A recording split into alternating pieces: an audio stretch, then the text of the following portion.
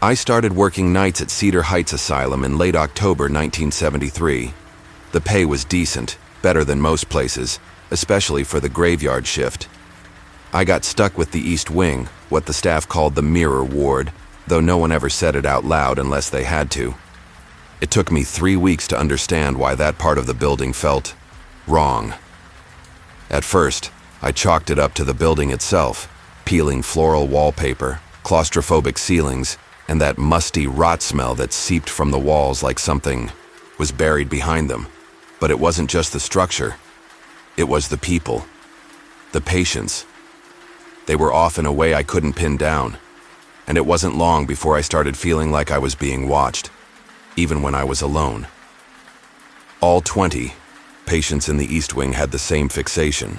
They believed their reflections were alive. Worse, that those reflections wanted them dead. The hospital's solution was brutal and direct. Remove everything reflective.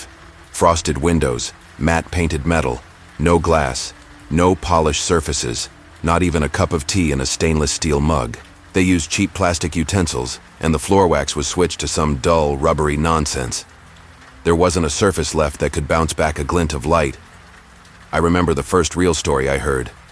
Martha, my supervisor, told it to me during orientation. She was in her 50s, wiry and chain-smoking like it was part of the job description. She lit up in the break room, exhaled slow, and said, "Started with a woman named Elena Kane, rich, Manhattan socialite, used to host parties in a 5-story townhouse. One day she just started smashing every mirror in the house. Every damn one. What happened to her?" I asked, trying to sound casual. Martha took another drag. By the time they brought her in, she'd gouged out her own eyes with a silver spoon. Said she couldn't bear to look anymore. Claimed her reflection was changing, smiling when she cried, watching her when she slept. That was just the beginning. Within a month, 3 more patients checked in with identical symptoms. By the time summer rolled around, the whole East Wing had been repurposed. The doctors called it reflective identity disorder. Sounded clinical, like they had a handle on it. They didn't. No one did. They couldn't explain why it was spreading, or how. All they knew was that once someone started seeing it, they didn't stop. I worked closely with a teenage girl named Loveth. 17, I think. Pretty in a pale and wilted sort of way. Long curls, hollow cheeks, and this faraway stare, like she was still drowning in whatever lake they pulled her from. She'd tried to kill herself, walked into the water fully clothed in November. One night during a therapy session, she looked up at me and whispered, "It's not my reflection anymore." I paused, pen in hand. "What do you mean, Loveth?" "It smiles when I frown," she murmured. "It blinks when my eyes are open. And its teeth." She shuddered. "They keep getting longer." I tried to hide the chill that crept down my back. Hers wasn't the first disturbing story I'd heard, but something in her voice, calm, resigned, made it worse. The medication didn't seem to help her. None of them, really. It wasn't just mirrors. Shiny doorknobs, rain-streaked windows, even puddles. They'd scream, cry, collapse just from seeing their reflection. I once watched a man claw his face after catching his image in a spoon. Another patient begged me to blindfold him before we could sponge bathe him. One night, during rounds, I heard Loveth talking to someone in her room. That in itself wasn't weird. Most of the patients muttered to themselves, sometimes even sang. But this was different. She was conversing. Complete sentences. "No." I said no, she said, firm but low. "You can't make me. They'll know. They'll know it's not me." I froze outside her door, blood pounding in my ears. I peered through the observation window. She was cross-legged on her bed facing the wall. The overhead light buzzed softly above her. But something wasn't right. The floor behind her was smooth, matte, but there should have still been a hint of shadow under her. There wasn't. My chest tightened. I unlocked the door slowly. "Loveth?" I asked, voice shaky.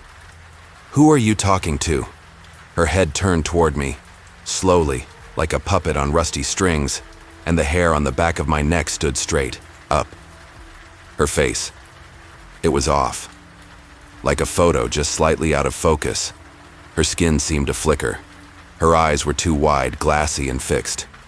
She smiled, but I swear to God it wasn't her smile. They were staring through me, like I wasn't even there. And the way she moved, it wasn't right. It was wrong in that primal, skin-prickling way that tells you something's off before your brain can catch up. Her limbs twisted with this eerie grace, like I was watching her in reverse, not just backward, but mirrored. "Loveth's gone," she said. Her voice lagged, like a bad dub in a foreign film, words hitting the air a split second before her mouth moved. She wouldn't trade places, so I broke through and took her anyway. A smile spread across her face, slow and unnatural. Her teeth, Christ. They weren't teeth anymore. They shimmered like jagged shards of broken glass, each one razor thin and wet with something dark. I stumbled back, stomach lurching, the blood draining from my face. I didn't think, I just ran.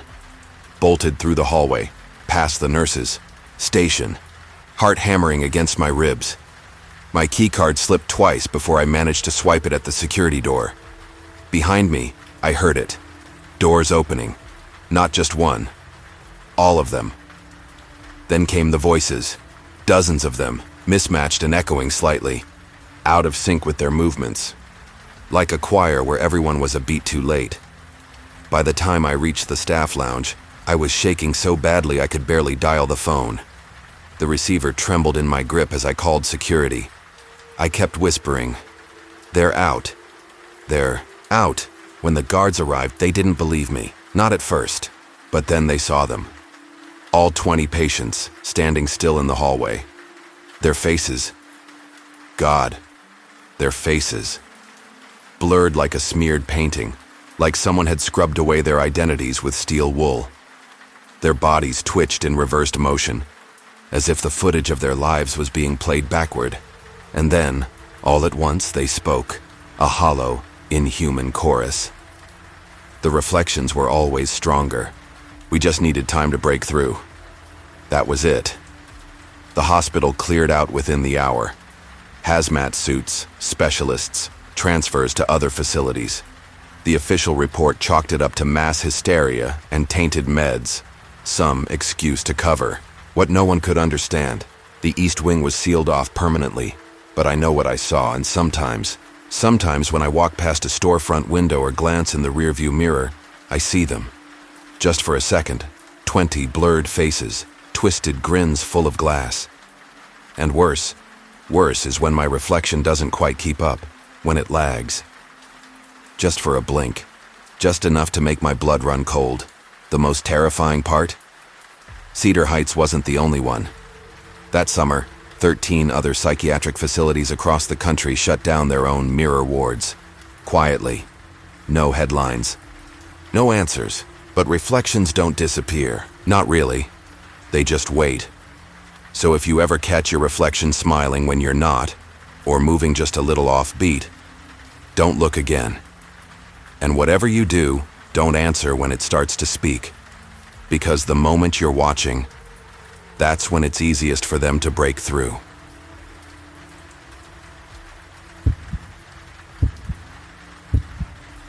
It was the fall of 1985, and I was working the graveyard shift at Riverside State Asylum. Back then, most nights blurred into one long loop: med rounds, surveillance logs, quiet hums from the HVAC, and the occasional patient outburst echoing down the tiled halls. Predictable in its own unsettling way. Being a night nurse there meant clinging to routine like a lifeline. There was a rhythm to the madness, shift changes like clockwork, lulls between the chaos. Even the screaming had a pattern, patients unraveling in various stages of mental collapse. You brace for it, get numb to it. But that night ripped through the routine. It's the one that still crawls into my dreams, even now. It was exactly 11:26 p.m. I remember staring at the ticking second hand of the wall clock behind, the nurse's station, when it began. The scream. Not the usual shrill cry of a psychotic break or the panicked howls of someone lost in hallucinations. No, this one was different. It was raw, feral, the kind of sound that grabs you by the spine and won't let go. It clawed through the hallways, low and guttural, like it had come from deep inside something ancient. It came from the East Wing, the lockdown unit. That's where we kept the most volatile patients, the ones who needed constant supervision. The ones who couldn't be trusted, even with themselves. Melissa Matthews was in room H. She'd only been admitted a few weeks earlier. 27. Former school teacher, diagnosed with dissociative identity disorder. But I don't know. There was something off. Something deeper than just fragmented identity. Her file didn't tell the whole story, not even close. By the time I made it to her door, there were already 8 staff huddled outside, eyes wide, feet rooted. No one wanted to be the first in. "What's she doing?" I asked, my voice a little too quiet. "Just look," one of the orderlies whispered. Melissa was pacing like a caged animal, her breath ragged, her arms twitching. Through the tiny reinforced glass, I could see she had something in her hand, shiny, thin, a scalpel. God knows how she got it. I didn't wait. I opened the door. The moment I stepped inside, it felt like the room shifted. Heavy, like the air itself didn't want me there. Melissa stood in the corner, clutching the scalpel tight, her knuckles bone white. Her eyes locked on mine, wide, glassy, but wrong. "Stay back," she snarled. But the voice wasn't hers. It was deep, rough, male. A voice that didn't belong in that small body. It came from somewhere inside her, somewhere foul. "They're inside me," she growled, teeth clenched. "They're trying to get out." The scalpel trembled in her hand, the blade catching the overhead fluorescence with every jittery twitch. Her eyes darted, paranoid, scanning corners like something was stalking her, something none of us could see. We stood frozen, all of us, like deer in headlights. No one moved. Then, her voice shifted again. Barely a whisper now. "Please," she begged, tears welling up. "Please help me. They're moving under my skin." She clutched her stomach, doubled over. Her fingers dug into her gown, scratching through the fabric. I took half a step forward, but then the other voice came roaring back, violent, unhinged. "I'll show you," she howled, and just like that, she plunged the scalpel into her abdomen. The sound. Jesus. It was wet. Wrong, like meat being torn. "I'll show you what they did to me," she screamed, dragging the blade sideways. Blood bloomed through, her gown like ink and water spreading fast. Her face twisted somewhere between agony and rage. No one moved, not one of us. We just stood there, watching. Useless. My stomach turned. I felt bile creeping up my throat. My legs wouldn't work. Then Dr. Henderson walked in, cool, calm, almost detached. He was the one who signed her in, said she was a danger to herself, high risk. But as he stepped past us and into the blood-slick room, I felt something twist in my gut. Something didn't feel right. About him. Whenever I saw Dr. Henderson, there was always something off about him. His methods were unconventional, even by psychiatric standards. He didn't believe in the traditional structure of care. He spoke in metaphors, referenced obscure neurological theories, and carried around a worn leather notebook he never let out of his sight. But that night, with Melissa bleeding out and her mind unraveling in front of us, we had no choice but to hope he'd fix it. He stepped into the room like he'd done it 100 times before, hands low, palms open. "Melissa," he said gently, voice steady. "Listen to me. You're in control. You hear me? We can help you, but you need to stop. Right now." But Melissa wasn't there anymore. That thing inside her, whatever it was, it stared back at him through her wide, unblinking eyes. There was no fear, no recognition, just pure thrumming chaos. I felt my knees start to buckle. Years of working psych wards had hardened me to the worst kinds of human pain. Trauma, delusion, violence. But this was something else. Something unnatural. The sound of flesh tearing. the metallic scent of blood mixed with antiseptic, Melissa's howling voice ricocheting off the walls. It was too much. I turned and ran. I barely made it to the hallway waste bin before my stomach gave out. Everything I'd eaten that day, gone in one heaving rush. My hands were shaking so hard I couldn't wipe my mouth. I just stood there, hunched over, breathing in that cold, sterile air while the images replayed behind my eyes. Melissa's fingers digging into her own flesh, the scalpel slick with red. Even now, I swear I can still feel the weight of that scalpel in my hands, like it was passed to me somehow. She survived. Barely. They sedated her, locked her down tighter than ever. Staff meetings followed. Reports were filed. Statements rehearsed. We tried to pretend it was just another incident, but everyone knew better. That night left a mark. The worst part wasn't Melissa's breakdown. It was him, Dr. Henderson. It wasn't until later, weeks later, that the truth unraveled. One of the nurses found a hidden folder behind a false panel in his office. Inside, records of unauthorized treatments, logs of drugs administered, scribbled notes. Turns out, he'd been conducting his own experiments, testing high-dose hallucinogens on select patients, Melissa included. Said he believed it could unlock repressed memories, help patients break through the trauma. What he failed to grasp, or maybe refused to see, was that he wasn't healing anyone. He was feeding their fractures, making them worse. His notes were a spiral into madness. Phrases like controlled possession and subconscious manifestation, scrawled in erratic handwriting. He called his methods a necessary evil, a step toward liberating the mind from societal constraints. He thought he was a pioneer. He was just a butcher in a lab coat. That night, the night, was his last. Dr. Henderson vanished. Gone. His office cleared out before sunrise. No one saw him leave. No goodbyes. 3 days later, his car was found abandoned near Miller's Bridge. Locals whispered about the place. Old stories, old deaths. Inside the glove box, they found his journal. Nothing else. Pages of frantic writing, desperate reasoning. The last line stuck with me. The cost of progress is sacrifice. The mind must be unchained, even if it screams. The administration buried it all. They had to. One rogue psychiatrist on the front page could take the whole institution down. The investigation was a formality. The truth stayed in those hallways, behind thick doors and padded cells. But we knew. We lived it. I left Riverside a month later. Transferred to outpatient care in Tacoma. I couldn't stay. Couldn't walk those halls.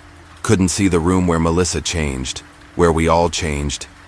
And yet, she still haunts me. Sometimes I wake up in the middle of the night, drenched in sweat, hearing that voice, the duality in it, the scared girl begging for help, and the other one, the one that growled and condemned her. I wonder often if I could have done more, if I could have saved her, but I've come to accept something harsh and terrible. Sometimes you can't save people, because sometimes the monsters aren't the ones we lock away, they're the ones we trust, the ones in pressed white coats with calm voices and clipboards. The asylum shut down in 1989.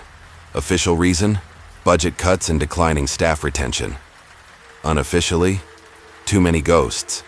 They demolished it a year later. Flattened the whole place. Good riddance. Still, on windy nights, I drive by the old site. Nothing but dirt and grass now.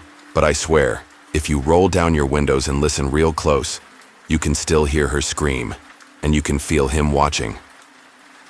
What do I think of Dr. Henderson's actions?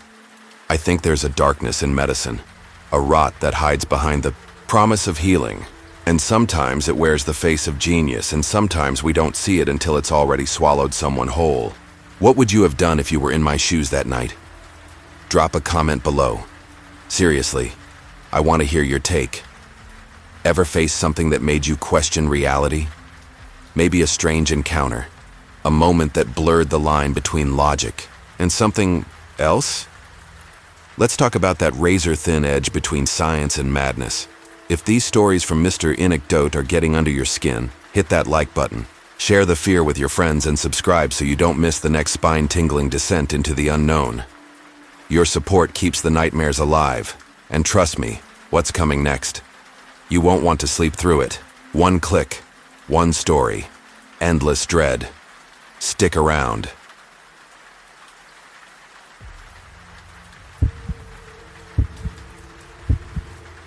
Winter, 1982. St. Augustine State Asylum loomed under the ash-colored sky like a relic no one wanted to remember. Its Gothic spires and broken gargoyles towered above the snow-crusted grounds, the whole place crumbling like a bad memory. The windows, tall, arched things, stared blankly out over the white fields, while inside, the halls twisted and forked like veins, endless and dim. Even at night, it was never really still. The wooden floors moaned under your boots, and metal bars clanged somewhere, off in the dark like a ghost slamming a door. The snow outside muffled everything, but inside, it was never quiet. I'd been on night shift 3 months by then, just an orderly. Not a doctor, not a nurse. I was the guy who turned on the lights, walked the halls, kept the patients from hurting themselves or each other. Simple job on paper, but the asylum, it got under your skin. It didn't just haunt you while you were there. It followed you home, curled up in your dreams. You could be sipping coffee in your kitchen and still feel those goddamn halls around you. Some nights, it felt like the place was ready to come apart at the seams, like one scream too loud, and the whole building would unravel. There were a few regulars you learned to watch out for, but one patient, Thomas Reeves, he was different. We called him the Shadow Man. Everyone did. No one really knew why he was committed. Back then, they didn't tell us. Hell, they barely told the doctors. Easier that way, less to carry home. If you didn't know why a man screamed all night or clawed at his own arms, you could almost pretend it wasn't real. But Reeves, he earned that nickname. It wasn't just the way he looked, though he sure as hell didn't look right. It was how he moved. He hugged the walls like a shadow, trying not to be seen. His back hunched, fingers always twisted up near his face like he was trying to hide something or hold something in. And he never stopped muttering. Ever. Not even when he slept. It was like he was stuck in a conversation with someone no one else could see. Every night I did rounds. He was there. Same spot, same sway, his lips whispering nonsense and his eyes wide open like he was seeing something I couldn't. The first time I got close, he looked straight at me, locked eyes. Just a second, but I swear, something looked back. It wasn't just madness. There was something deeper, older. And then came the night it all went to hell. They called it group activity, but it wasn't therapy. It was a babysitting session.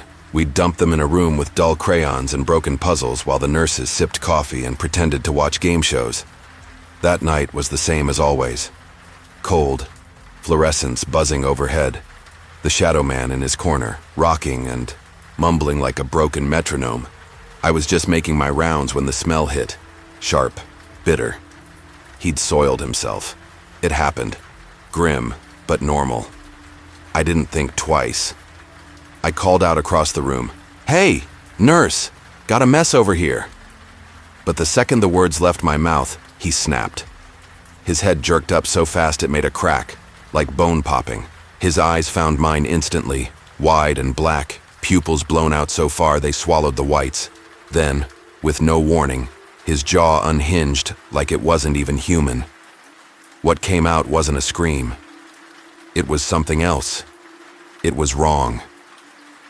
A sound, so raw, so deep it didn't just hit your ears. It vibrated your chest. It shook the floor. One nurse dropped her mug. Another started crying. I couldn't move. It was like being pinned in place by something ancient. Like the walls themselves were listening, and I swear to God, for one horrible second, I thought the building screamed back. I remember it like it just happened.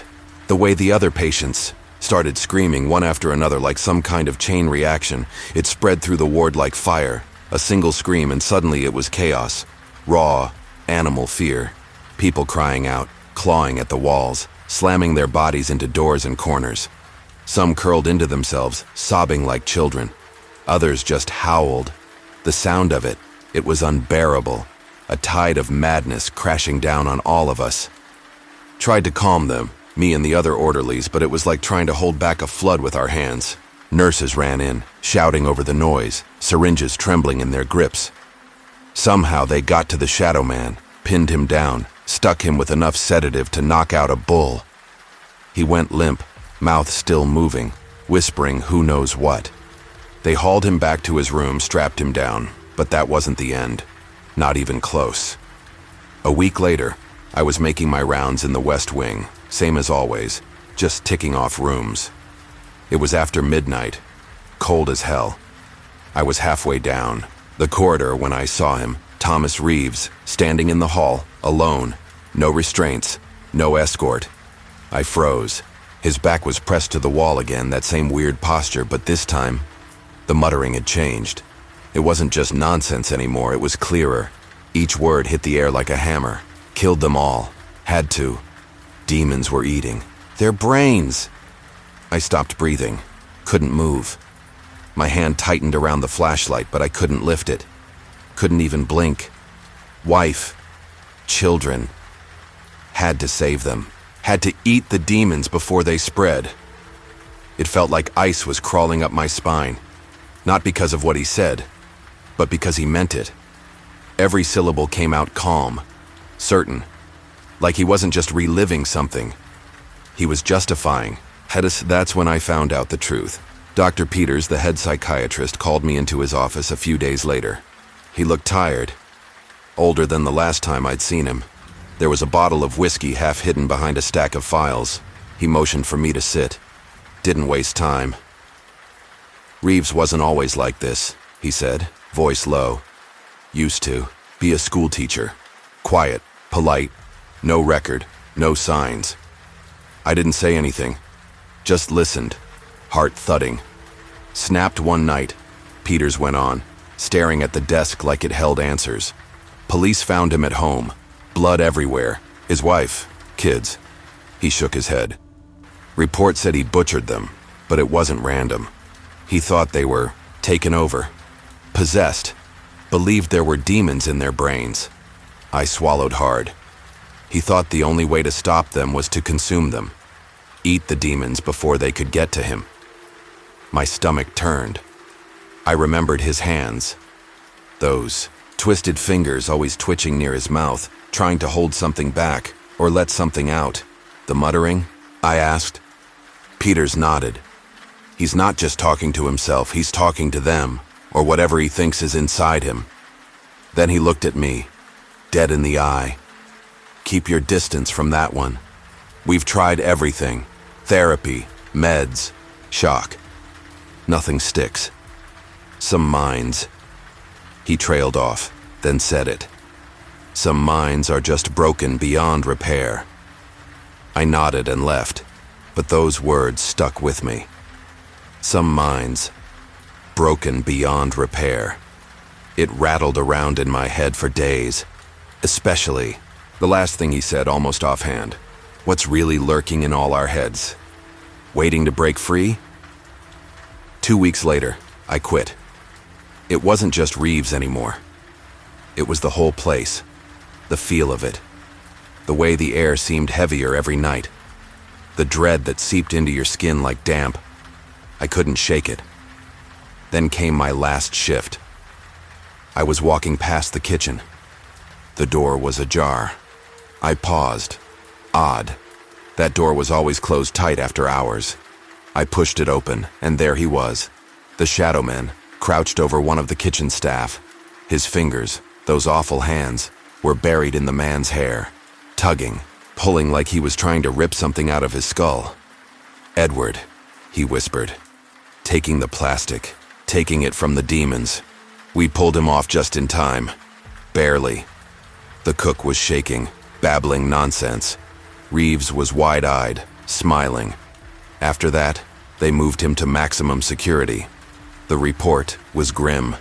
Said he continued to show cannibalistic ideation, intense paranoia. No sign of progress, no hope of recovery. No one ever figured out what snapped in him, what pushed him over. but I never went back. I couldn't. Not after that. Even now, years later, I still see his face. I still hear the muttering. And sometimes, late at night when it's quiet, too quiet, I remember that question. What's really lurking in all our heads, waiting to break free? St. Augustine shut down a few years after I left, officially abandoned. But on cold winter nights when the wind is just right, sometimes I swear I can still hear him, whispering, somewhere inside the walls.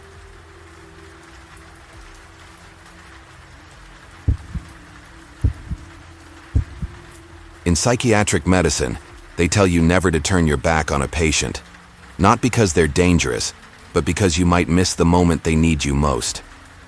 I learned that too late, with the man we called the Counter. It was 1971. The asylum sat like a rotting tooth in the middle of nowhere, all peeling white paint and concrete silence. We called it Glenridge, but it felt more like a mausoleum than a hospital. I'd been there close to a year, walking the endless, sterile halls, where the stench of antiseptic clung to the air like mildew. The fluorescent lights flickered constantly, buzzing like trapped flies, cheap electric reminders that time didn't move right in places like this. There were no windows. Not really. Just narrow slits set too high to see through. No sun, no sky. Just the chill of stainless steel beds, wheezing machines, and the sound of people trying not to go mad in a place built to hold madness. Progress in psychiatry had stopped, somewhere between the lobotomy and the tranquilizer. We were all ghosts here, patients and staff alike, haunting a system that had long since given up. I was 27, fresh out of residency, still clinging to the notion that I could make a difference. My father had been a psychiatrist before me, a gentleman with old hands and a tired voice. He used to say, "You don't treat the illness, you treat the person it's trying to bury." I came to Glenridge carrying that torch, naively hoping to pull people out of their darkness. Then I met him. We didn't know his name. Maybe he didn't either. Records were spotty, burned out, lost, or never kept in the first place. He'd come in a few months before me, a transfer from some VA hospital that couldn't handle him. Word was he'd served in Vietnam. The other orderlies said he just showed up one day with a military duffel and a case file thinner than his wrists. From the start, everyone just called him the Counter, and he counted. Constantly. Tiles on the floor. Breaths. Fork tines. Drips. From the sink. His fingers would twitch, tapping out silent equations only he understood. His lips moved in time with the numbers, murmuring softly like prayer beads. It was the only rhythm left in his world. I first saw him in the day room, slouched in the corner by the radiator, the ticking wall clock just above his head. He didn't look up, not even when I said hello. His fingers tapped, 1, 2, 3, while his eyes tracked the second hand like it was the only real thing in the room. I thought maybe it was a nervous tick, but then he twitched when the second hand slipped, just slightly, like it hurt him. Something about that reaction. So subtle, so human, stuck with me. Weeks later, during a group therapy class disguised as a cooking session, I found myself drawn to him again. The kitchen smelled like scorched onions and rust.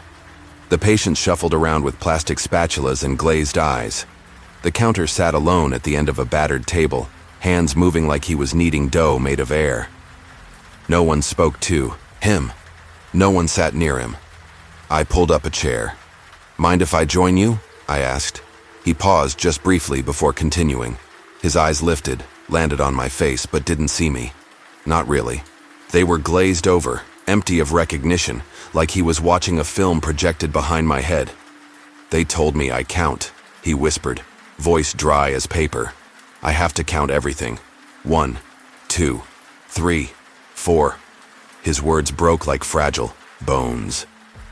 There was something hollow in his tone, as if the war had drained all the color from his thoughts. I leaned in. "Who told you that?" He just kept rocking, small movements forward and back, his fingers ticking away. 1, 2, 3.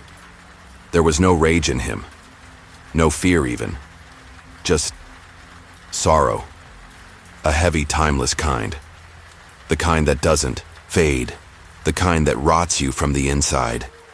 After that, I started watching him more closely.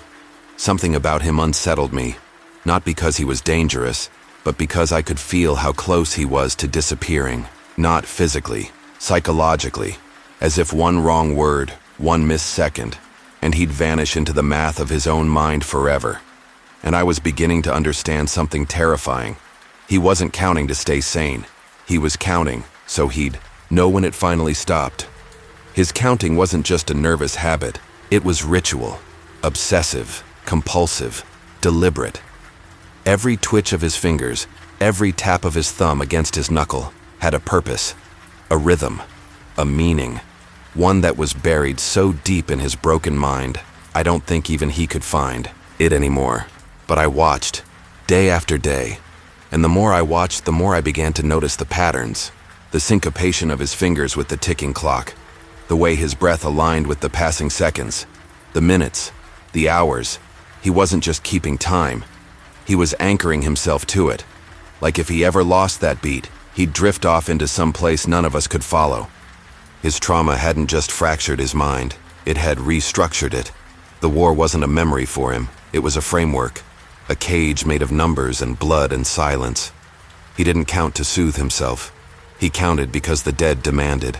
Yet the ones he'd watched die, the ones he'd killed, the counter had turned pain into arithmetic. Every battle, every scream, every face that vanished into red mud. He counted them all.